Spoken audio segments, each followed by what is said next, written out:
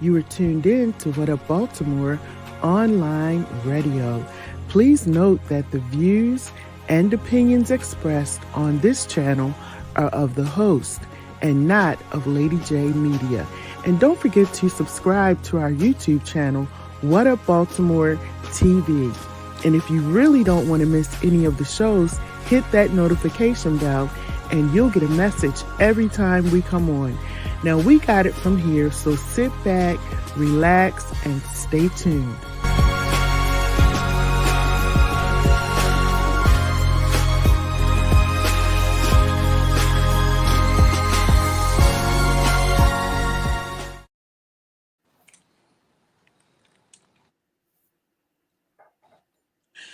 Hey everybody, welcome to What Up Baltimore. My name is Dr. LadyJ. I got a special guest here tonight, Mr. Reginald Williams, and we are going to be talking about his book tonight. And a marginalized voice is what we're going to be discussing. And we're also going to discuss some major news that happened over the weekend. Just spend a little bit of time talking about that. So, I hope that you all will share the show. Make sure that you let somebody know that we're on. And, for those of you who may be watching us later on in the evening, like in the wee hours of the night, share it anyway. Leave a comment. Let us know how you feel. We're also going to be putting up information about how you can actually purchase the book and be a part of what Mr. Williams is doing. And again, thank you for tuning in to What Up Baltimore. Now, with Mr. Williams, this is your first time coming on What Up Baltimore, so thank you so much for being a part of the show tonight. And on this show, I call this the people show. So, this is a show where people come on, entrepreneurs, anybody that's going through anything, they can come on, and this is their platform, at 8 o'clock to come on and really, we talk about you, and so thank you so much for coming on. What I wanted to start off by, just asking you to tell us a little bit about who you are for those of you who may not know you, because I'm just meeting you as well. But tell us a little bit about who you are. Well, before I do that, I have to say thank you very much for having me on. I knew a little bit about you because I've been following you, but the other day, I think it was around Halloween, God, I can't say it, Halloween, where there was a parade of young brothers and sisters in your community, and it was so enlightening to you, and you got out and you did a live, and I was just encouraging you because, sometimes we have to tell our stories. But basically, I'm just, New York City born, North Carolina raised, born up around a rich tradition of matriarchs and patriarchs, learned what community was about, and subsequently found myself in the field of behavioral health. And for the last 20 years, I've been working in this field, working with, I actually started out working with adult men. I wanted to work with adult men in terms of their emotional, physical, as well as mental health, because everybody else was working with the youth. And what I found out, quickly after beginning this work was that chronologically they were adults, but emotionally they were still kind of stuck in some level of a childhood trauma. And so I began to see how the threads of what happens in childhood when it's not addressed, how it impacts what happens when you become an adult. And subsequently, 2014, I just began to take all those stories that I had heard over, at that point, 14, 15 years, and beginning to note it down. And it came out to be this book, marginalizedvoice.com, Devalued, Dismissed, Disenfranchised, and Demonized. Okay, wow, that is interesting. And I definitely hear the New York accent. I hear that. What part of New York? I was born in Harlem. Okay. First few years of my life, I lived in Harlem, then for a little while in Queens, and then it was off to North Carolina. And a little small town in the southeastern part of North Carolina called Chadron, North Carolina. It's kind of the midpoint between Wilmington and Fayetteville, as well as Wilmington and Myrtle Beach. Okay. Yep, because I definitely hear that. So you have a lot packaged in your book, and then also you were talking about the mental health piece. Now, what do you do in the mental health field? Well, I don't like to. I'm not a mental health expert, so I don't like to put that claim on Mhm. my resume. But you find out when I work with a lot of clinicians, I work with a lot of therapists, so I'm a part of a lot of treatment plans.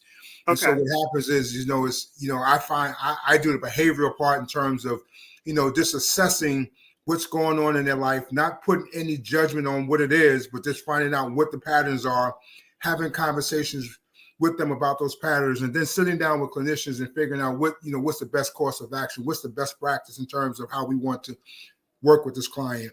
And like I said, oftentimes that you find that these things that we call mental health can be addressed if we just speak to their emotional health. If you allow Mhm. them the voice to speak, right? Because for young boys, man, they don't have the words because they're taught not to speak. We learned a lot that big boys don't cry, right? So we Mhm. learn very early, the very first lessons that we learn in life is to compress our true selves, Mhm. express who we are and what we feel. And so when you don't know how to express how you feel because the world does not allow you to do that, what happens is that's internal oppression, and subsequently it turns into be a whole lot of other things. Yeah, that's absolutely correct, and that's we're going to get into it a little bit later in the show because something happened here in Baltimore where someone was shot, and a lot of people know him. So we'll talk about that in a few minutes. But because if certain steps are not taken while they're young boys, they grow up into men. And if you don't address it while they're young, it just continues to manifest itself. And who knows what can happen after they get older. So I love the fact that you have this book. And tell us some more about your book because I know it's like I was looking through it and you have different stages or steps that they have to go through Mm-hmm. that you suggest in your book. So tell us a little bit about your book. I have to address something that you said in terms of how they bring what happens in their childhood into their manhood. Back in probably 2015, 2016, I was on a radio program, and the subject matter was manhood. And we go through the first segment of the show, and then into the second segment, and the callers start calling in. And a gentleman called in, and he was emotional as he didn't ask a question, he made a statement Mm-hmm. statement that sticks with me to this day. He says I'm 63 years old and I've been waiting all my life to hear what you just said. Now I have no idea after a segment and a half what I said that made him emotional, but how Mm-hmm. it touched me was that it took 63 years for this man to hear what he needed to hear, 63 years to be affirmed. Right. And what I always say is, I don't know if that man was a husband, and I don't know if he was a father, but let's assume that he was a husband, and let's assume he was a father, and let's say he was a great father and he was a great husband. I Mm-hmm. submit to you, he couldn't be the best husband he could be, nor could he be the best father he could be, because he had not yet learned how to be the best self that he can be. And so we Right. do carry these things into our adulthood. And I have stories myself, but what I did with my book is I tried to figure out all the people who basically put their hands on young Black boys, mothers, fathers, educators, motivational speakers, teachers. And I even, it's funny because when I first turned in the book to my editor, who I have to give his resume, he was a former pastor who had his undergrad was in journalism, but he was very revolutionary. And so I wanted Mm-hmm. to make sure that I was hitting the good points in the book. And I had only 8 chapters in there. And then when I gave him the book, he said, "Hey, great book, but you cannot put this book out unless you challenge the church." And so Mm-hmm. what I do is I am challenging all the people and telling them, if these young boys are angry, if they have this egregious behavior, all right, I'm not arguing that point, but we have to understand why, because they just didn't grow up that way. And so what I Mm-hmm. do is I talk, in the books, I start out, the first chapter is called Welcome Nowhere, simply because for young Black boys, they don't feel welcome anywhere, not even in their own hoods. Mm-hmm. As much as you may stand on the corner with your boys, you really you're not welcome there, because there are things that are happening internally. You want to tell somebody, or you want to be a photographer, or you want to be a phlebotomist, or you want to be a funeral director, but you can't say that to your boys because they'll think that you're a gump. And so, right. you're welcome nowhere. And then I went to chapter 2, which talks about trap, because it seems like everywhere that we go as Black boys and Black men, we're trapped. Much like the gentleman who maybe was shot and killed by the police. And then I go to talking to mothers, and I call that chapter Sever the Cord. And the reason why I say sever the cord, because a lot of times mothers just don't, in their love for their boys and their support of their boys, they keep attached to that umbilical cord, and it does it. And what it does is it kinds of it muffles or mutes who they are trying to be. And then I talk to the fathers and I say, hey, you have to stop trying to be the superhero in your son's life and teach him how to find the superhero within himself. That's your job. Then I go to education. I call that chapter incarcerated teaching, right? And I call it incarcerated teaching because the principles and practices that are happening in public education is really an indoctrination system. And oftentimes young Black boys don't feel like the educational system is talking to them. So they check out, right? And then that leads to the prison, the pipeline, and all that type stuff. And then I go to motivational, what's your follow-up? And I speak to the Black men who come into the lives of these young boys, and they give these motivation speeches, right? And my thing is, what's your follow-up? Because these young boys are in a predicament where a great motivational speech cannot get them out of that predicament. It'll feel good for a day or two, but they have bigger problems. So are you following up with these young boys, or are you just coming in and saying you lit the stage and you walked out?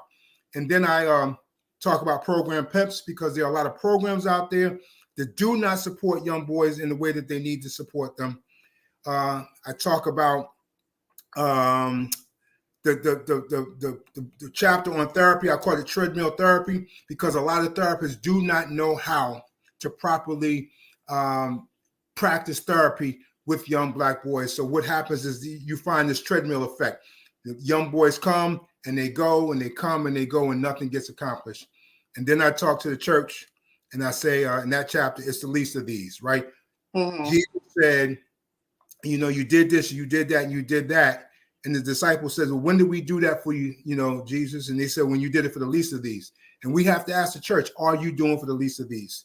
And so I have to address these things, because if we're going to find out what the solutions are, we have to really find out what the problems are. And a lot of times we talk at the surface level of the problems, but never at the root of the problem.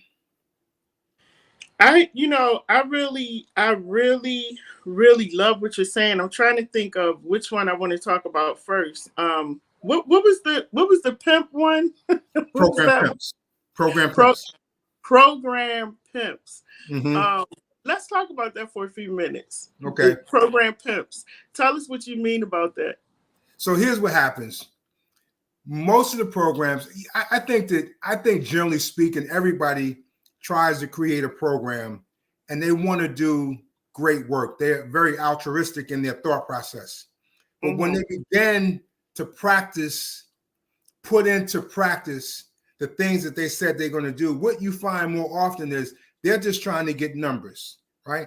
I need to get these numbers because I have to turn these programmatic numbers into the funding agency so I can get another grant, right? When in reality, you have not really addressed what the problem is, right? And so, there's a lot of great programs out there doing a lot of great work.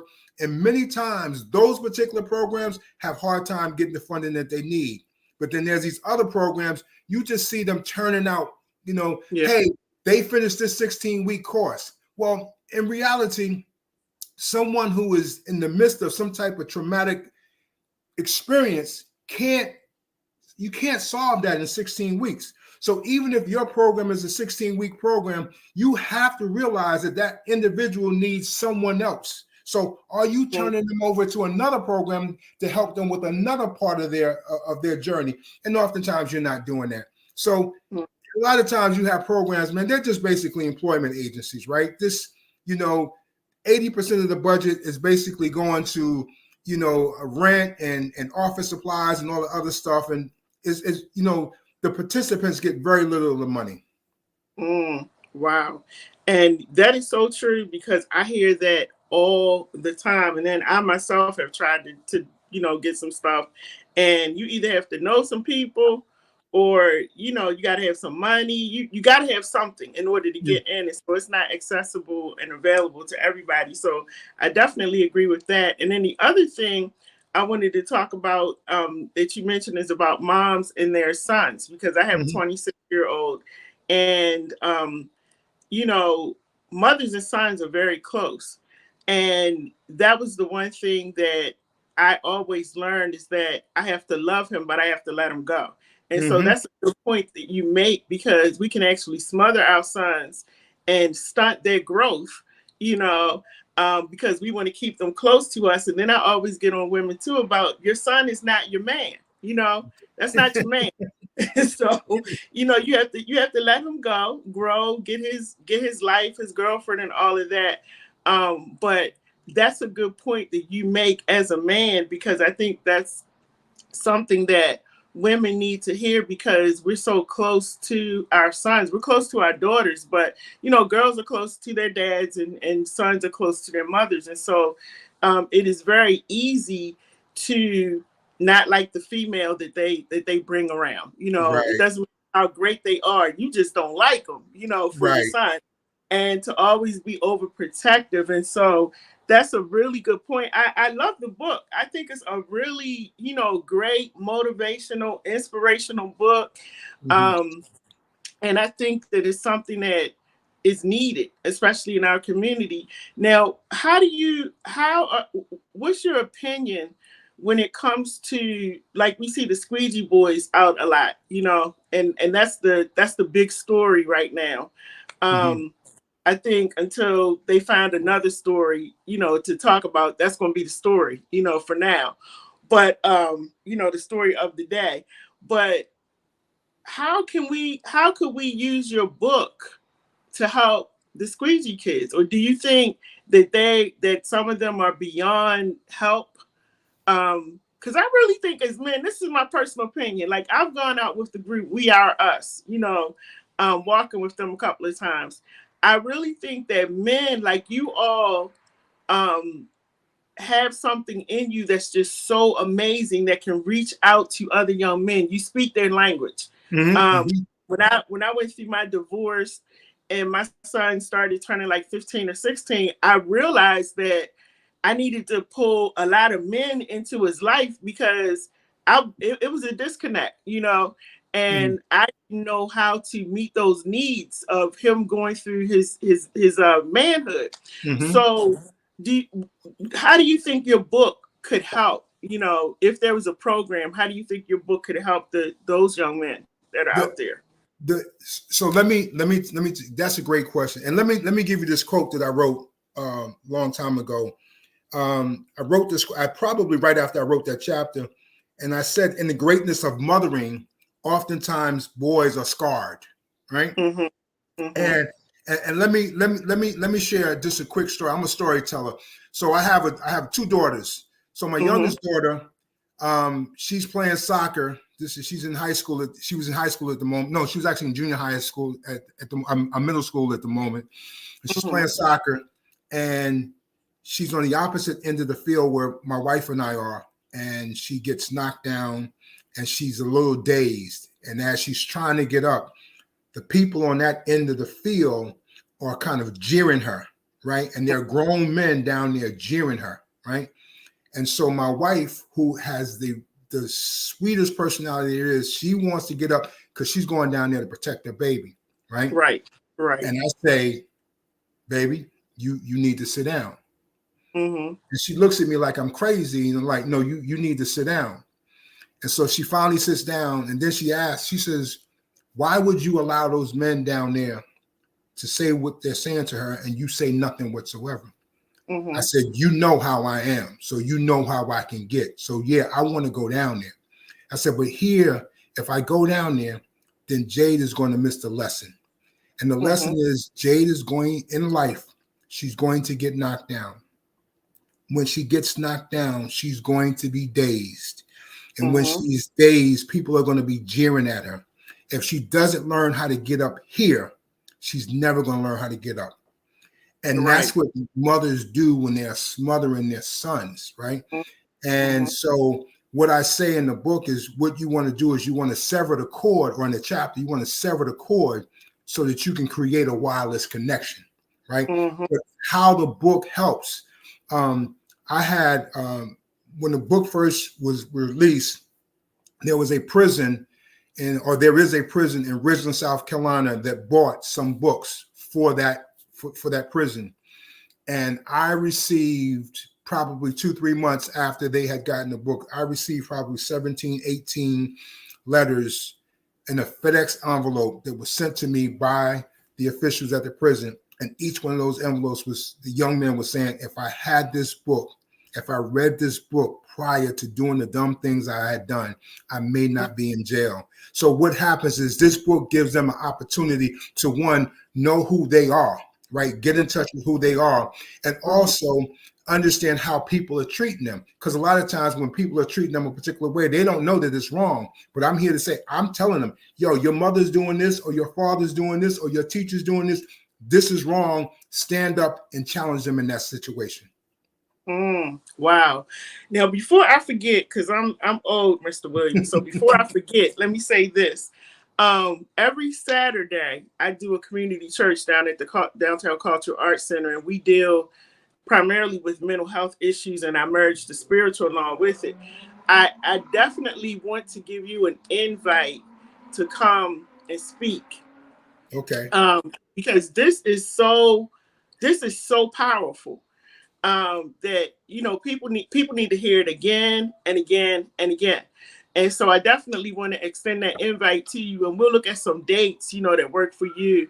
Okay. So I can invite you to come and just share, take my time that I normally talk and share your book and your information, because that's what we're there for.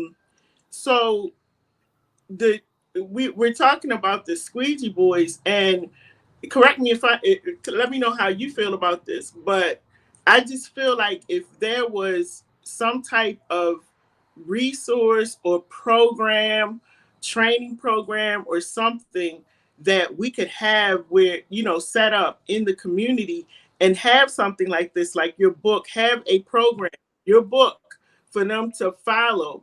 I feel like this would help our boys in some way. Right now there's nothing, and they're just on the corner, and there's nobody telling them, everybody's fussing. They're saying good stuff, they're saying bad stuff, they don't like them, they get on their nerves, all these things are going on. But I haven't really seen anybody coming together, one group coming together and going into a building and saying, you know what, this is what we need to do. And this is the resource that we need to provide for these young men. Because to me, now I don't know if you're keeping up with the news, but they're talking about paying them, paying them like this is a job. But my thing is, we got to train them, we got to work with their mental. We got to find out what's going on with them. Why are you on this corner? What is going on? And so I think that is important. And I would love to see your book in something like that, just in some type of program. Are you involved in anything like that, like any type of program? I'm actually getting into building systems to do things of that nature. But let me tell you, in the Bible, it talks about the raven feeding. I don't remember who it was that the raven fed, but we know that the raven to be a dirty bird. And so even if the squeegee cleaners is a bad element, right? There's greatness that can come out of that, because the first thing we have to understand is they have an entrepreneur spirit that they will get out there and do that, right? Right. It could be a distraction or a disturbance for us, because I don't want you to come up to my car and squeeze, right? It could be that. But it could, but it's still it has an entrepreneur spirit behind it. So what do? We need to find, men who, and this is a situation where we really don't need any money. We need to find a banker, right? Who will come in there and teach them about banking. We need to have a finance person who will come in and teach them about finance. We need to have an SBA person who will come in and teach them about the principles of business. How can you take the squeegee business and do this? Or how can you grow it from here to here? Once you begin to tap into what they're doing, and give them some lessons to go with that. They are so, let me tell you something. These young boys, even when they're doing the worst of the worst, are pure geniuses. But what They are. happens is nobody is tapping into them. I was home in North Carolina 2 weeks ago, and I was talking to my great nephew who's 13 years, he'll be 13 in December. And we were talking about school, and he says at 12 years old, about to turn 13, Uncle Reggie, I want to do some real estate stuff. And, he gave me this whole real estate rundown. So you know what? I have friends in real estate. I have friends in banking. So what I did was we got on the phone, and now my friends in real estate, my friends in banking are going to be, they have their hands on him now. And I have another person who he does stocks. And he's already taken him and saying, yo, you're going to hang out with me for a little while. And so that's what we need to have. Man talk, right? Yeah. And what happens is we need to tap into them. And then tapping into them, the first thing we need to do is we need to shut up and listen, right? Because then they haven't been listened to. They'll tell you what their genius is. Now, what you have to do is figure out how you can help them in that. And so, yeah. Wow. And the other thing I wanted to address too is what happened over the weekend. We had Tyree Coley on, who actually he was doing the no shoot zone and just beautiful murals and paintings all over the city of people who have been murdered. And he was shot and killed yesterday.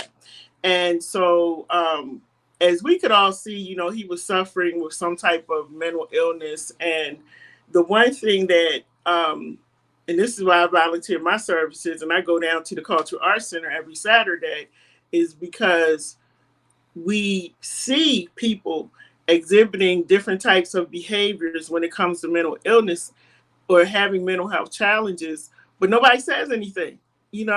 We see it. We see them on social media. We laugh at them. We joke, but we don't in our community. We don't address it and we don't attack it like we should. And I often wonder, people like him, had somebody gotten in his life earlier to help him, to work with them, yesterday possibly could have been avoided. And he could still be walking around. And that's why I think your book is so great, because it's something that can help our younger boys and prevent them. Like, you can actually, with your book, you can actually stop them in their tracks with some of the behaviors that they may have going on now, some of the hurt, the pain that they're going through. Because these kids are going through a lot. Absolutely. They're going through a lot. And so I think your book is really good. And in talking about Tyree, the other thing I was saying to you before the show is that now what needs to be addressed is the people who are going to be affected by what happened to him.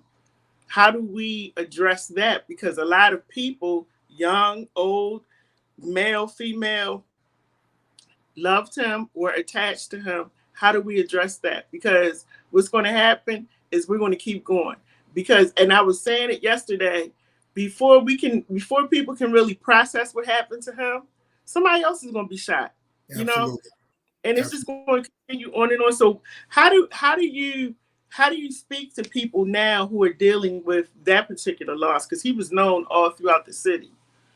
That's always a hard thing, man, because as you say, it's so consistent. Like once one thing happens, before you can process it, something else has happened again. Or, you start to think about Freddie Gray, or you start to think about George Floyd, or, and it's on and on, right? And so what we have to do is I say this all the time, America is a capitalistic society. And what I mean when I say capitalistic, I don't mean in terms of money.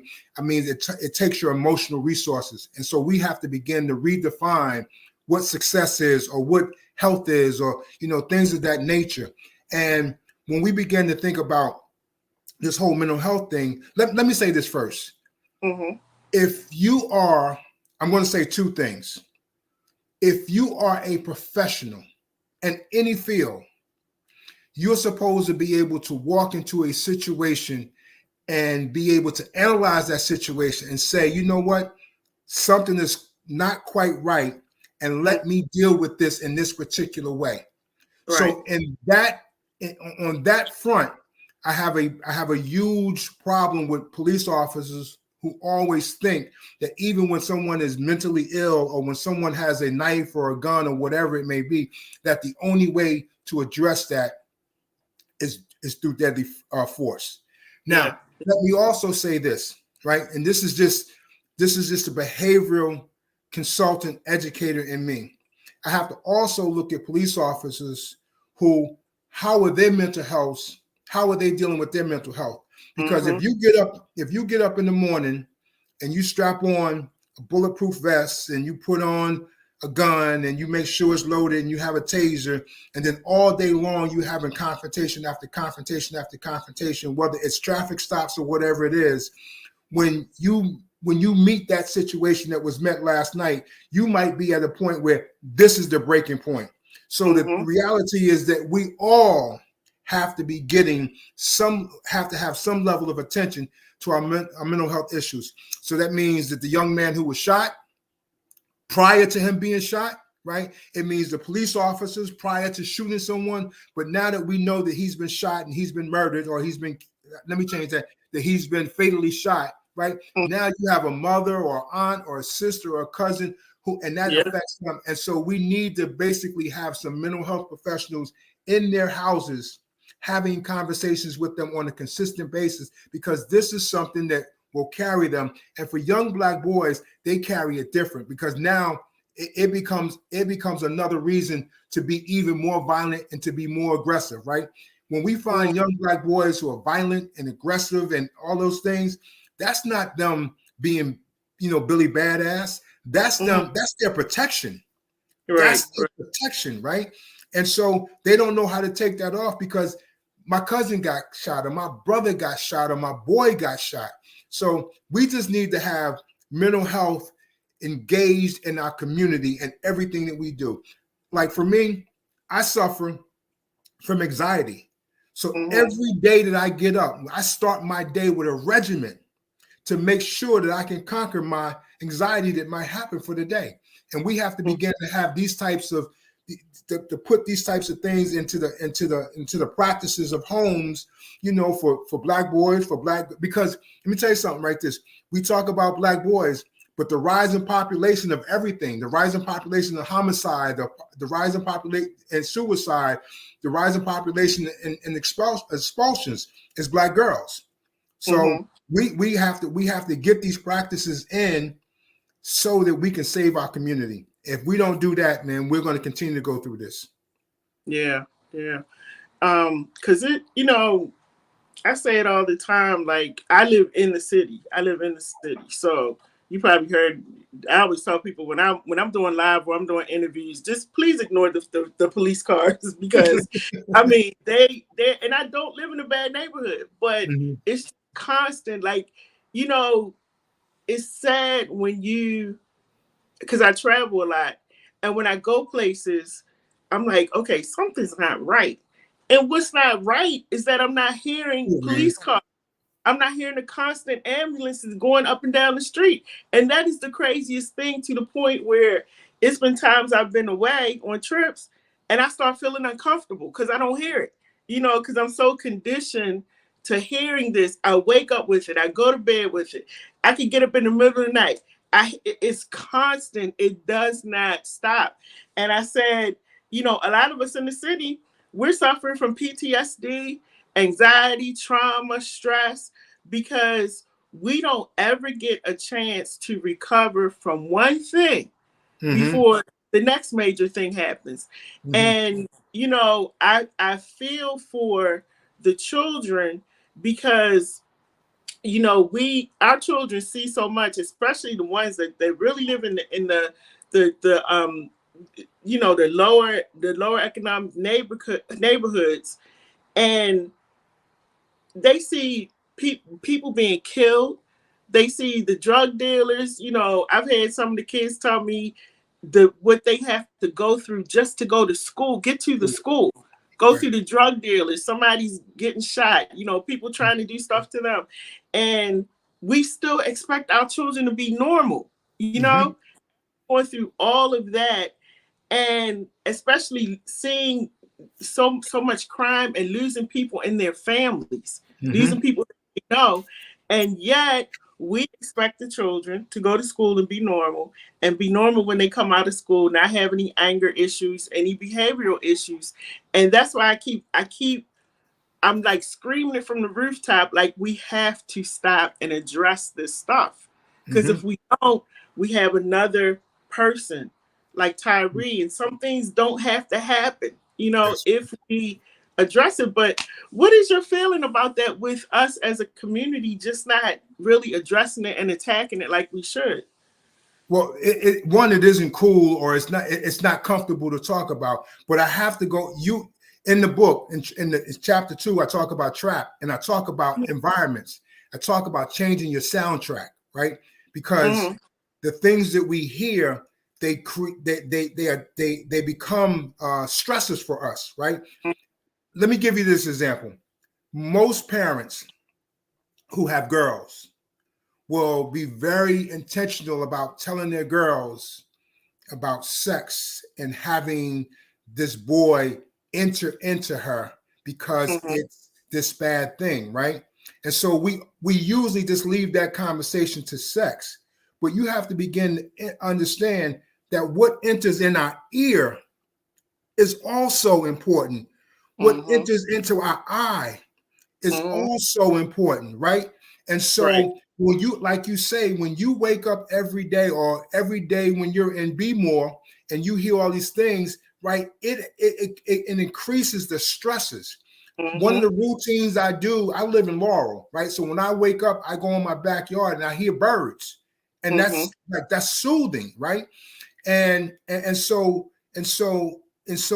we have to understand our environmental factors. And so what do? Instead of putting on some rap music, and I am a hip hop head, but I'm Mm-hmm. always putting on soothing music to calm my soul, right? Mm-hmm. And so it is so critical that we become more intentional about what we take in. Right, I don't even turn on ESPN anymore. No disrespect to Stephen A. Smith, but I don't want to hear him yelling at me.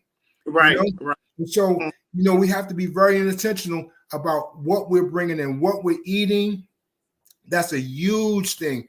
What we're eating, what we're watching, what we're listening to. There's nothing that you can do about the sirens that are going around in Mm-hmm. Baltimore. There's nothing that you can do if there's helicopters. You can't control those factors. But what you Right. can do is you can turn on certain music or certain soothing sounds in your heart, in your house, to kind of to settle you. And Right. you're absolutely right. You leave out of town, it's like, this is wonderful. But yeah, change your soundtrack. Mm-hmm. Mm-hmm. Yeah, I think that's something that we have to teach people also. Teach them Mm-hmm. how to like they have something that we learned in school, and it's mindful meditation. There you go. Where you teach people how to meditate, how to go inside themselves and just focus on every aspect of their body as they're breathing. Mm-hmm. And you know, we we're just so conditioned to running, and I'm always on 10, because I'm Mm-hmm. always thinking about, okay, I'm always watching my back. I could Mm-hmm. be out with you at a restaurant or somewhere or at an event, but the moment I hit the door, anywhere that I go, I'm looking for exits. Mm-hmm. I could be talking to you, and while I'm talking to you, my eyes are, and my brain is like, okay, there's an exit there, there's one over there, because that's how I live. You know, Mm-hmm. and it sounds crazy sometimes when I'm talking to my friends, and they're like, "Oh my goodness, like you can't." I said they don't believe me, and I Yeah. said, no, this is every day. Yeah. This is everyday real life for me, Mm-hmm. and it's not fun. And I've had to learn how to shut down, Mm-hmm. and make my home a place of peace. And this is Mm-hmm. what I tell people, in community church. Make your home where you live. Let that be a place of peace, and don't allow anything to enter into your home, any person to enter into your home that's going to disturb that peace. Because Mm-hmm. we got to shut down. You know, we have Mm-hmm. to, but man, I really, really, I love this book. But let me say Just something right quick. Let me say, sure. I, and another, you said something. We have to learn to be intentional in our breath, right? Yes. We breathe autonomically. In other words, we don't have to think about it, but we have to learn how to sit down and take 3, 4, 5 minutes and just breathe intentionally, because what that does is that creates, that adds oxygen into our Mm-hmm. system, which reduces the amount of stress that we're dealing with. And we have another thing that we have to do, and I'm saying this after we just lost an hour worth of time, we have to get out and get into the sun, right? Because those are things, those fire up those, those our neutrons, what is it, endorphins that that Yeah. that Yeah. that help our neutrons. So Mm-hmm. our neurotransmitter, I'm No, sorry, our neurotransmitters. So uh-huh. so yeah, so there are things we have to get back to nature. Even in Yeah. Baltimore, we have to learn how to get back to nature, and we have to learn how to be in control of our environment, even in the space of things that we can't control. Yeah, yeah, and it's sad. Like I heard you say, you go in your backyard, and you hear birds, and as soon as you said that, I'm thinking like I run through my backyard, because I have to go to the backyard because to take the trash out. Mm-hmm. It's a huge backyard. I have to go to the backyard to take the trash out, and and it's in the alley, but the thing about it, there have been people that have just gotten robbed and attacked just taking their trash out, Right. So it's like it's really sad, and it's really giving me a passion for talking about this whole mental health piece, you know, and really, like I said, preaching it from the rooftops that we have to do something. John said young folks are bombarded by negativity. Yes, they are, John. They absolutely are. Not just in the city, but you can go online, negativity, there's fighting, there's cussing, the music, all of that. And I was going to say something, because you said something earlier, and I was going to say that even with the media, like the media really puts out what they want people to see. And so, as long as I've been doing this, whenever I do shows like this, the numbers are really low, But if I'm on here acting silly or, doing something else, the numbers are high. And they actually control what they want people to see. And that's Mm-hmm. the sad part, So it's just like you have to really make sure that you are doing what you can for yourself. Self-care is super important. And we Mm-hmm. all have to make sure we have to go, and if we have to go and look for it, that's what we need to do, and especially when it comes to our children.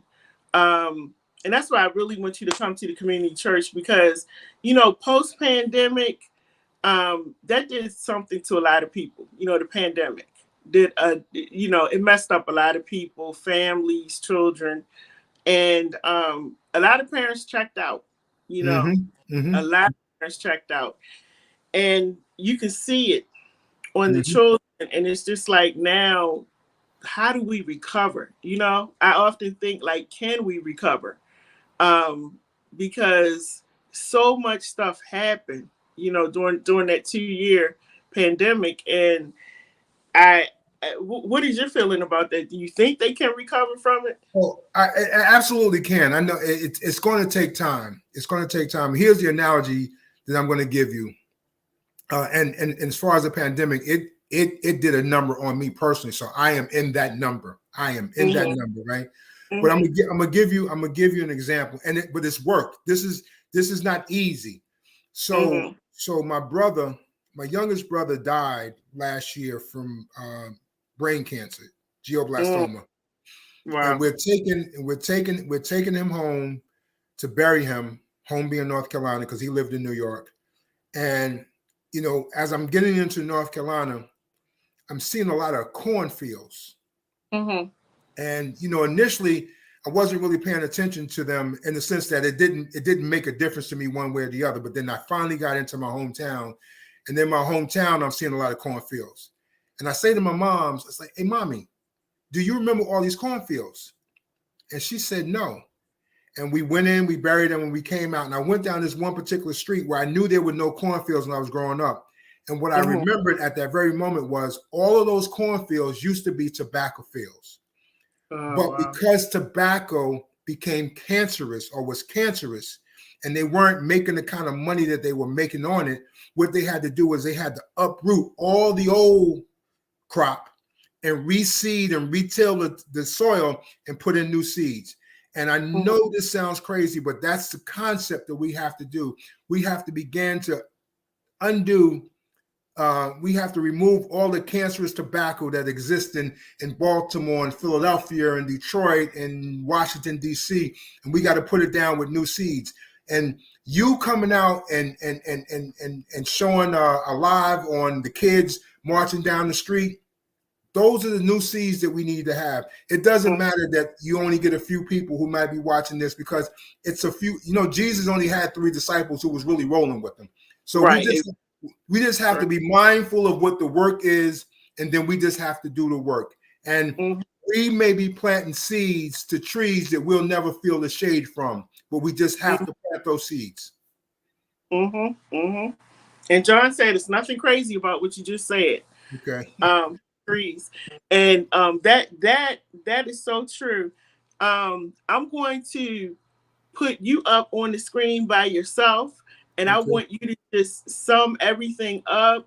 Tell us about your book, how to get it, and everybody keep looking out, because I'm going to set a date up where I'll have him come to the community church, and you all can come out, and we can actually talk about this more, because I think this is just a really important topic, and it's an excellent book.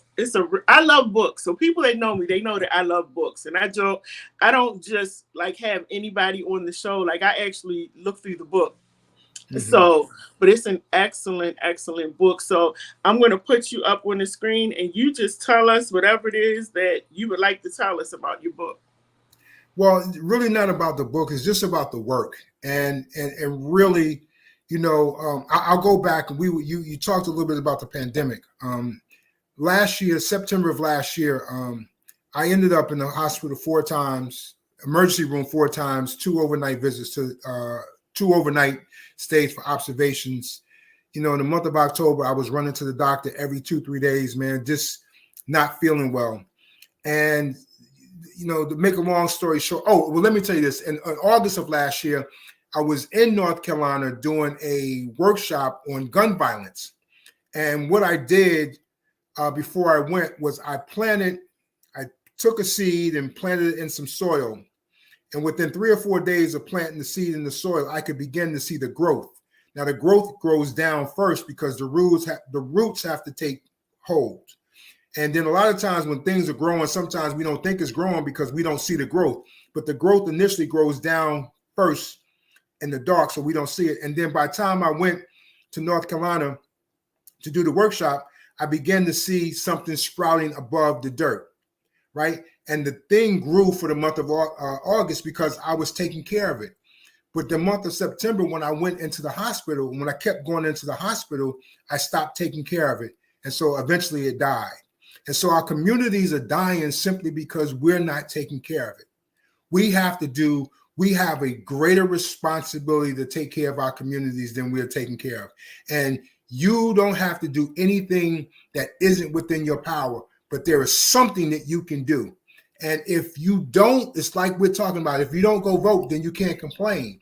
Well, if you're not actively doing something to support your community, if you're not doing something to actively support these kids, when they do what they do, you can't complain. And so it's not so much about the book, right?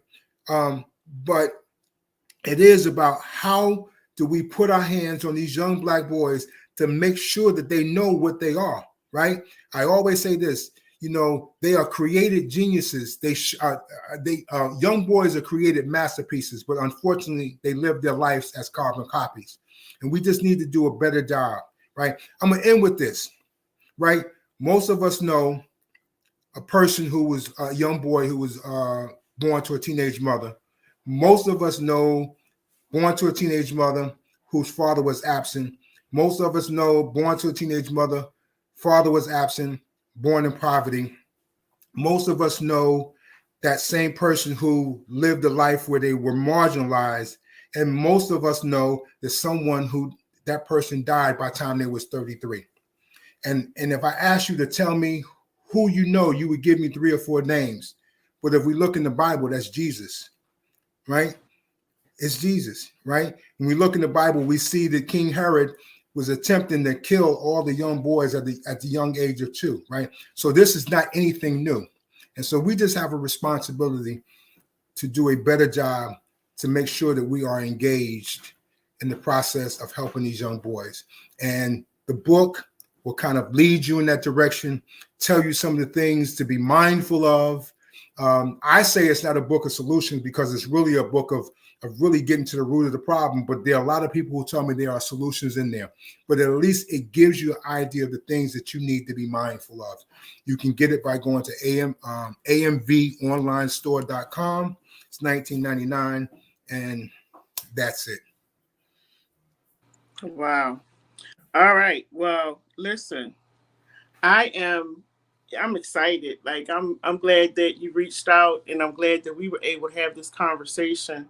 Um Everybody, if you look at the bottom of the screen, I have scrolling on the ticker information. If you are having any type of mental health challenges, there's a number down there for veterans. The 988 number, that's the new number you can call. It's a crisis and suicide hotline. 988, 24 hours, 7 days a week. Doesn't matter where you live at. In the U.S., you can hit those numbers, and there will be somebody there to talk to you. I also want to put up this Mr. Williams' book in case anybody, and I would encourage you, especially if you have a young person, I would encourage you to please get the book. Please get the book. Read it, go over it with your children. That's the one thing we just don't do anymore. People don't sit down with their children anymore, and read and talk about school and all of that. So, we got to get back to that. And we really have to make sure that we are giving our children as much as we can give them. None of us are perfect parents. We don't come with a manual. But when there are resources out there, let's grab it. Let's get a hold to it. Because this is something that's going to help you in the long run in raising your children. So, Mr. Williams, thank you so much for Thank coming you. on to Baltimore. We will definitely talk because, like I said, I'm hoping that you actually have some time on your calendar in December. That's how soon I'm looking at. November is booked already, with us doing stuff. But I definitely would love for you to come sometime in December and grace us with your presence, and really let's go into the book and talk about it. Mhm. um because I think that it is important, and it's something that's needed in our community. I hope that I don't know if I'll see it in my lifetime, Mr. Williams, but I hope we get to a point where we truly come together as a community, and we circulate your book, and we circulate the next person's book. I hope that we get there, man. It might happen in our kids' lifetime. I don't know. Right. But I truly hope that's because that's how we're going to heal, and that's how we prevent some of the tragic things that we see going on every day. Right. And to everyone that's listening, we're just losing way too many young people. Too many. And a lot of the talent, um, the beauty, the greatness is in the ground, and Hmm. we need them here. We need them walking around, living, breathing, being our next leaders, being our next doctors and nurses and lawyers. We need them here. And so I hope, and this is why I always say, I hope in my lifetime that things will change, because a lot of young people I talk to, sometimes I'll be out on the street and I'll be asking them, well, what would you like to do when you get older? 90% of the time, they tell me, I just want to live. Hmm. And that is so hurtful. Or some will say, I hope to make it to 25. I had another young person to tell me, if you make it to 25 now, you're an old man, because people don't make it to 25, Wow. and you have all of these things that are just so hurtful. And so I really hope and pray for a day, whoever is listening, if you are in the mental health field, if you are one of the many politicians that have been on this platform, I hope that you will be a woman and man of your word, and that you will walk in what you said you are going to do for the Mm, community, mm, um, and really provide the resources for our young people. We're just, we're losing too many. Most of the females, my female friends, have already lost a child. The majority of them have already, and it's really sad. So thank you so much for coming on tonight, for talking to us, for sharing with us. Again, um, everyone on the screen, there's information on how to purchase his book. So thank you again. Any last words before we go? Anything you'd like to share before we go? Look, December is open, so I am there. All right. Well, we will talk. Stay where you are before we go, Okay. because we're gonna lock this date down before you get off the screen. We're gonna lock this date down. And for everybody else, stay tuned. I'll be coming on after this to do a recap and also talk about some of the things that happened over the weekend. My name is Dr. Lady J. Thank you so much for joining us again on another segment of What Up Baltimore. If you would like to be a part, be on What Up Baltimore, all you have to do is reach out to me on social media, or you can call me, you can text me at 443-297-4753. We can talk about what you have going on. Now, y'all know how I am. You can't just come on here any kind of way, okay? You got to have your stuff together. And we want to have a really, good conversation on here. So if you got some things going on and you want to talk about it, you don't have to live in Baltimore. You could be anywhere. Make sure you hit me up and come on the show. Thank you so much. Everybody have a good night. Just wanted to let you know that the host of this show appreciates the time that you've spent with them. Now, don't forget to like, share, comment, and subscribe to our channel so you can keep up with everything that we're doing. And most of all, thank you for tuning in to What Up Baltimore online radio, where the people have the power.